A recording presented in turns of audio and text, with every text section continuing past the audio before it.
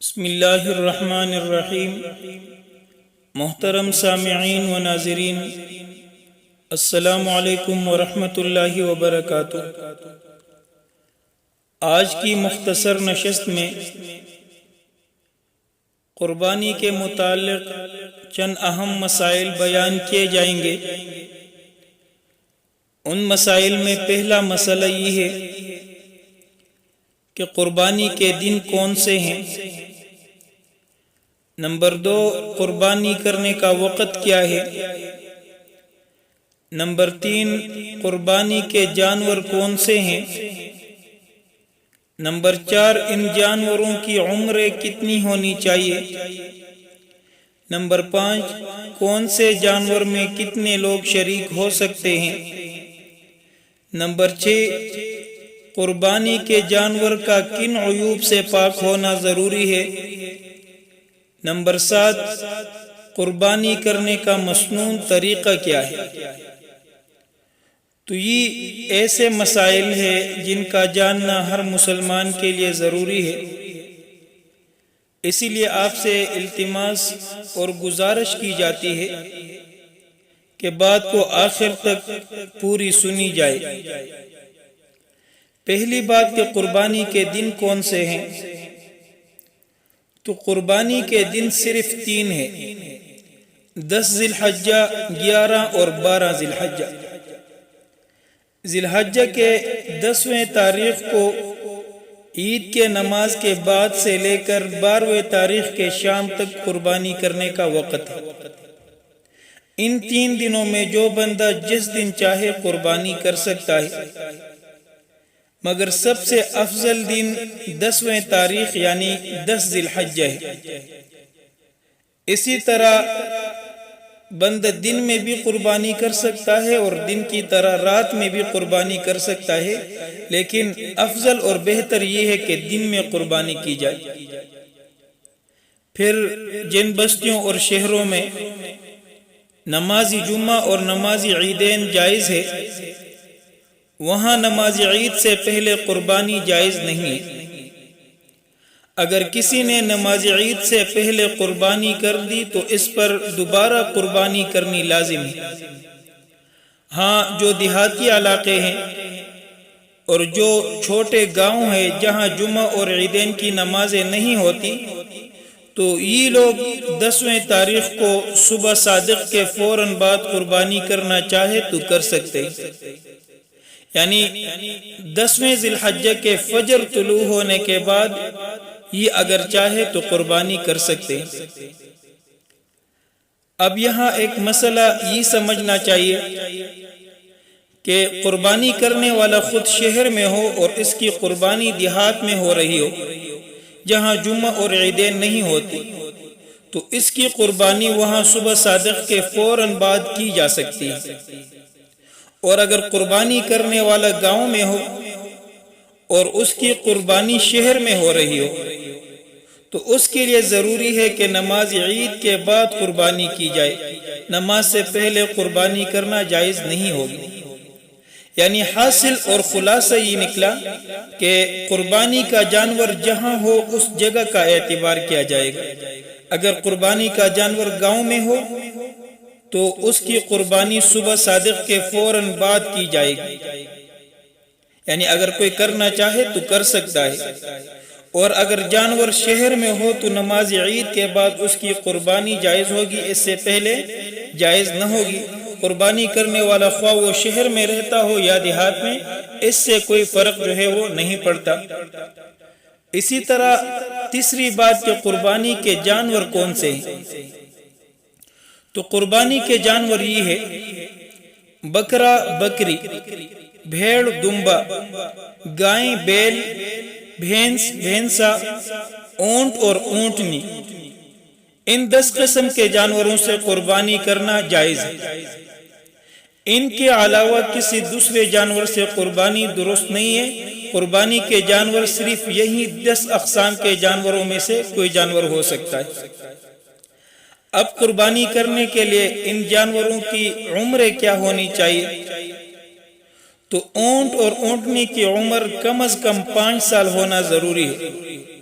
5 سالوں سے اگر 1 گھنٹہ بھی کم ہو تو قربانی نہیں ہو سکتی۔ گائیں، بیل، بھینس، بھینسا، ان جانوروں کی عمر کم از کم 2 سال ہونا ضروری ہے۔ اگر 2 سالوں سے 1 دن بھی کم ہو تو قربانی نہیں ہو سکتی۔ اسی طرح بکرا، بکری، بھیڑ، دمبا، ان کی کم از کم عمر 1 سال ہونا ضروری ہے۔ اس سے کم ہو تو قربانی نہیں ہو سکتی۔ البتہ اگر بھیڑ اور دمبا اس قدر فربا، موٹا اور تازہ تیار ہو کہ دیکھنے میں پورا سال کے معلوم ہوتے ہو، اس طور پہ کہ انہیں اگر سال کے جانوروں میں چھوڑ دیا جائے تو دور سے دیکھنے والا ان میں امتیاز اور فرق نہ کر سکے، تو پھر اس جانور سے اگرچہ سال سے اس کی عمر کم ہے، اس کی قربانی جائز ہے۔ لیکن عام طور پر بکرا، بکری، بھیڑ اور دمبا اس کی عمر جو ہے وہ 1 سال ہے۔ 1 سال سے کم ہو تو اس کی قربانی نہیں ہوگی۔ اب چوتھی بات کہ کون سے جانوروں میں کتنے لوگ شریک ہو سکتے ہیں۔ تو بکرا، بکری، بھیڑ، دمبا ایک ہی شخص کی طرف سے قربانی کیا جا سکتا ہے۔ 1 سے زائد ان جانوروں میں شریک نہیں ہو سکتا۔ ہاں، گائیں، بیل، بھینس، بھینسا، اونٹ اور اونٹنی، ان جانوروں میں سے ہر ایک جانور 7 آدمیوں کی طرف سے کافی ہے۔ یعنی ان جانوروں میں سے کسی ایک جانور میں زیادہ سے زیادہ 7 آدمی شریک ہو سکتے ہیں۔ 7 سے زیادہ شریک نہیں ہو سکتے، اور 7 سے کم جتنے چاہے شریک ہو سکتے ہیں۔ 1 ہو، 2 ہو، 3 ہو، وہ شریک ہو سکتے ہیں۔ لیکن ایک بات یہاں سمجھ لے کہ جتنے شرکا ہو ایک جانور میں، سب کی نیت ثواب کی ہونی چاہیے۔ اگر 7 لوگوں میں سے، 7 شرکا میں سے کسی ایک کی نیت بھی گوشت کھانے کی ہوئی تو قربانی کسی کی بھی نہیں ہوگی۔ اس لیے قربانی کے جانور میں شرکا کو چنتے وقت بہت احتیاط سے کام کرنا چاہیے۔ اور 5ویں بات کہ قربانی کے جانور کو کن عیوب سے پاک ہونا ضروری ہے۔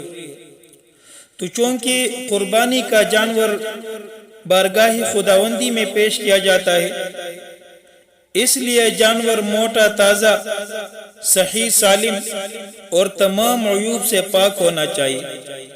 حضور نے فرمایا 4 طرح کے جانوروں سے پرہیز کرو، یعنی 4 طرح کے جانور ہیں، ان سے قربانی نہ کیا کرو۔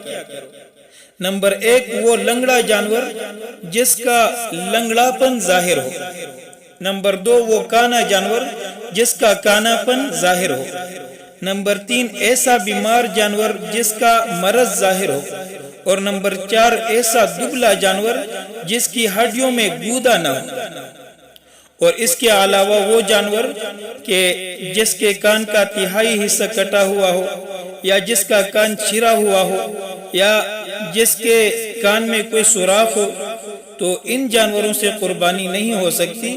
اور اسی طرح اگر جانور ایسا ہے جو بالکل اندھا ہے، یا جس کی دم کٹ گئی ہے، یا اس کی پوری دم تو نہیں کٹی لیکن 1/3 سے زیادہ حصہ کٹا ہوا ہے، اسی طرح وہ جانور جو 3 پاؤں پر چلتا ہو اور چوتھا پاؤں نہیں رکھتا، تو ان جانوروں سے بھی قربانی جائز نہیں ہے۔ اسی طرح وہ جانور جس کا سینگ جڑ سے ٹوٹا ہوا ہو تو اس کی قربانی بھی نہیں ہو سکتی۔ ہاں، جس جانور کی پیدائشی طور پر سینگ نہ ہو یا سینگ بیچ سے ٹوٹا ہوا ہو تو اس کی قربانی بہرحال جائز ہے۔ اسی طرح اتنا مریض، لاغر اور کمزور جانور جو قربانی کی جگہ تک اپنے پیروں سے نہ جا سکے تو اس کی قربانی بھی جائز نہیں ہوگی۔ اور اسی طرح وہ جانور جس کے دانت بالکل نہ ہو یا اکثر دانت نہ ہو تو اس کی قربانی بھی جائز نہیں ہے۔ ہاں، بعض علماء کرام اس بارے میں فرماتے ہیں کہ اگر بغیر دانت کے جانور چارہ کھا لیتا ہے، چارہ کھا سکتا ہے تو اس کی قربانی جو ہے وہ جائز ہے۔ اسی طرح جو جانور خارش ہونے کی وجہ سے دبلا ہوا ہو تو اس کی قربانی بھی جائز نہیں ہے، اور اگر دبلا نہ ہوا ہو تو پھر قربانی جائز ہے۔ اسی طرح اگر جانور کے تھن سوکھ گئے ہو یا کٹ گئے ہو یا جانور اپنے بچوں کو دودھ پلانے پر قادر نہ ہو تو ایسے جانوروں کی قربانی جائز نہیں ہے۔ اور اگر جانور صحیح سالم تھا، اس کے اندر کوئی عیب نہیں تھا، لیکن خریدنے کے بعد کوئی ایسا عیب پیدا ہو گیا جو قربانی کے مانع ہے، تو پھر دیکھا جائے گا کہ جانور خریدنے والا شخص جو ہے وہ غنی اور صاحب نصاب ہے یا نہیں۔ اگر یہ شخص غنی اور صاحب نصاب ہے تو اس پر لازم ہے کہ اس جانور کے بدلے دوسرا جانور قربانی کرے گا، اور اگر خریدنے والا فقیر اور غیر صاحب نصاب ہو تو اس کے لیے اس عیبدار جانور کی قربانی جائز ہوگی۔ اسی طرح جانور ذبح کرنے کے لیے گرایا جا رہا ہو اور اسی دوران کوئی ایسا عیب آیا جو مانع قربانی ہو تو اس سے کوئی فرق نہیں پڑتا، اس سے قربانی جو ہے وہ ہو جائے گی، اگرچہ کوئی ایسا عیب آیا ہو جو عام حالت میں یعنی مانع قربانی ہے، لیکن گراتے وقت اگر کوئی ایسا عیب آیا تو اس عیب کے ساتھ قربانی ہو جائے گی۔ اس کے ساتھ چھٹی اور آخری بات یہ کہ قربانی کا مسنون طریقہ کیا ہے۔ تو یہ بات مسنون ہے کہ اپنے قربانی کو خود اپنے ہاتھ سے ذبح کیا جائے۔ اگر خود ذبح کرنا کوئی نہیں جانتا تو دوسرا شخص سے بھی ذبح کرا سکتا ہے، مگر ذبح کے وقت وہاں پر موجود اور حاضر رہنا یہ بہتر اور افضل ہے۔ اور ذبح کرتے وقت قربانی کی نیت کرنی چاہیے، رضائے الہی کی نیت کرنی چاہیے، اور نیت صرف دل سے کرنا کافی ہے، زبان سے الفاظ کہنا ضروری نہیں ہے۔ البتہ ذبح کرتے وقت بسم اللہ اللہ اکبر یہ زبان سے کہنا ضروری ہے۔ اور سنت یہ ہے کہ جب جانور کو ذبح کرنے کے لیے روبہ قبلہ لٹایا جائے تو یہ آیت پڑھے، انی وجہت وجہی للذی فطر السماوات والارض حنیفا وما انا من المشرکین ان صلاتی و نسکی و محیای و مماتی للہ رب العالمین۔ اور ذبح کرنے سے پہلے یا ذبح کرنے کے بعد یہ دعا پڑھے، اللہم تقبلہ منی کما تقبلت من حبیبک محمد و خلیلک ابراہیم علیہ السلام۔ تو یہ دعا ذبح کرنے سے پہلے بھی پڑھ سکتے ہیں اور ذبح کرنے کے بعد بھی پڑھ سکتے ہیں۔